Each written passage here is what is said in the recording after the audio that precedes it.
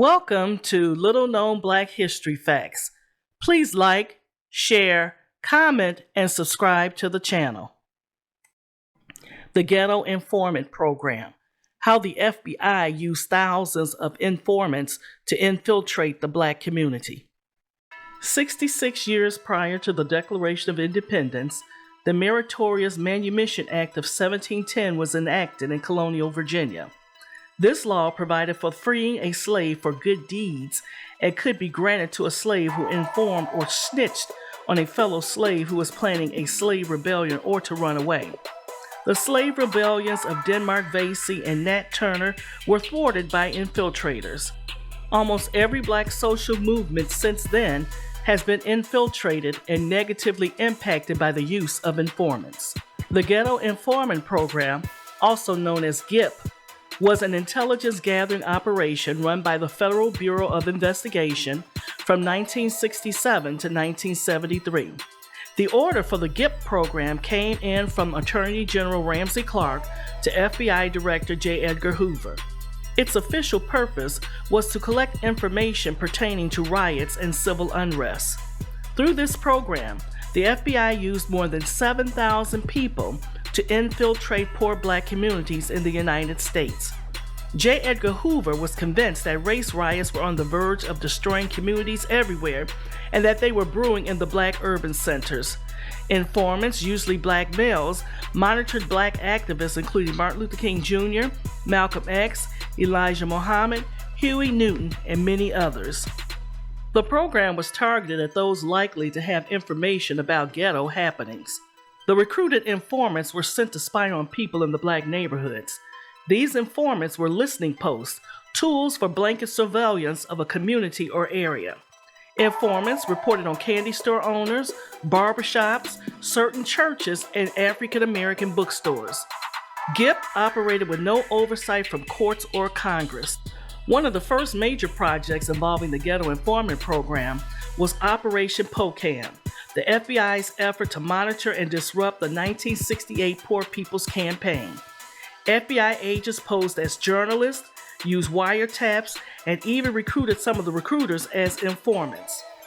A March 1968 memo stated the program's goal was to prevent the coalition of militant black nationalist groups, to prevent the rise of a black messiah who could unify the militant black nationalist movement, to prevent militant black nationalist groups and leaders from gaining respectability by discrediting them to both the responsible community and to liberal sympathizers.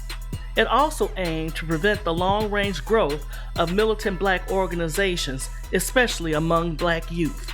Informants were asked to keep tabs on gang activity, to follow ex-convicts, and then warn the FBI if anything was about to go down. At least 67 informants were members of the Black Panther Party, who were tasked with spreading disinformation on the Black Panthers, as well as sending reports to the FBI. Let's take a look at a few well-documented informants. The Marcus Garvey Must Go campaign. When Marcus Garvey first arrived in the United States in 1916, he quickly found his way to many of New York's most prominent black radical activists and intellectuals, and at least briefly, Garvey enjoyed their support. But by 1920, A. Philip Randolph, W.E.B. Du Bois, and other black leaders who had supported Garvey after his arrival came to believe that Garvey's program for black advancement was unsound and that Garvey himself was a fraud. Prominent black critics derided Garvey's proposed solutions for the problems of African Americans. They believed that his plans for black progress, including his Black Star Line and the establishment of a Pan-African empire, were unrealistic and ill-advised. They considered the Universal Negro Improvement Association's grandiose titles and military regalia to be preposterous, and they thought Garvey to be little more than a self-aggrandizing buffoon. Many accused Garvey of squandering the hard-earned money of his hard-working poor supporters.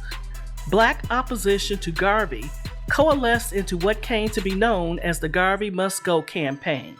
Supporters of the campaign, known collectively as the Friends of Negro Freedom, intended to unmask Garvey as a fraud before his black supporters.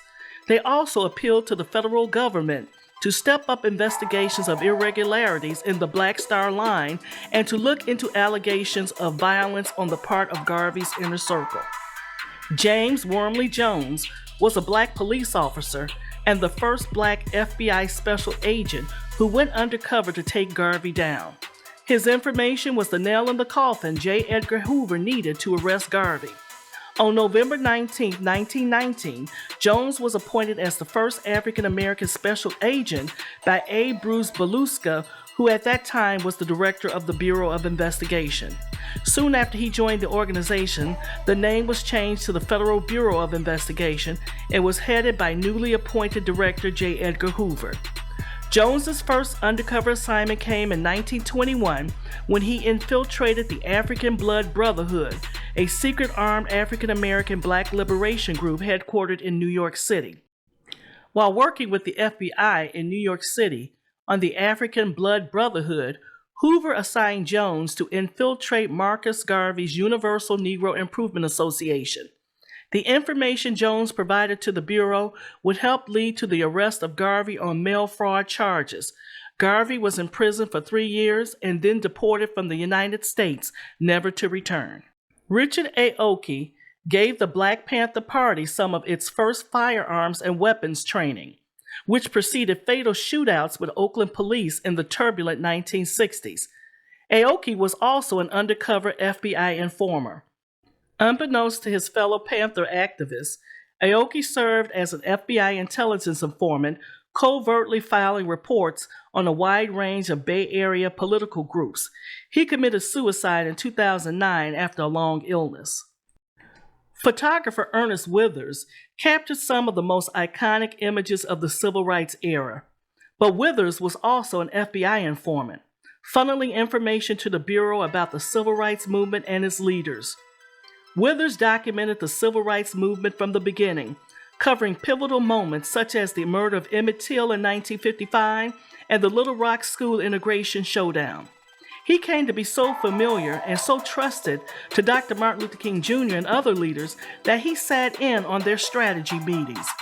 He spied on not only black civil rights activists, but on those who supported the Memphis-wide strike by sanitation workers and political candidates, recording their car license plate numbers for the FBI.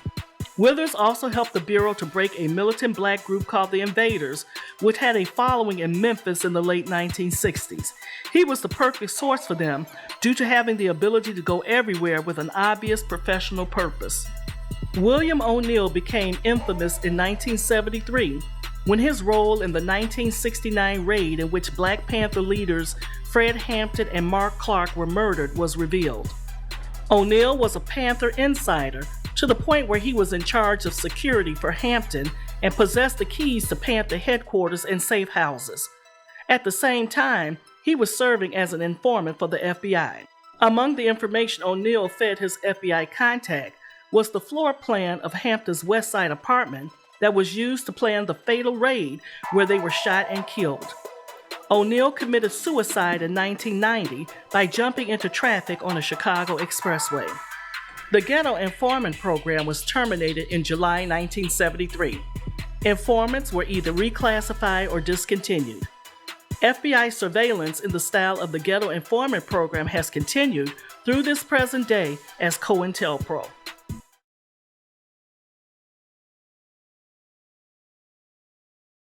Until next time, if you like little-known history facts as I do, please like, share, comment, and subscribe to the channel. Press the bell to be notified of future uploads. Thank you for watching.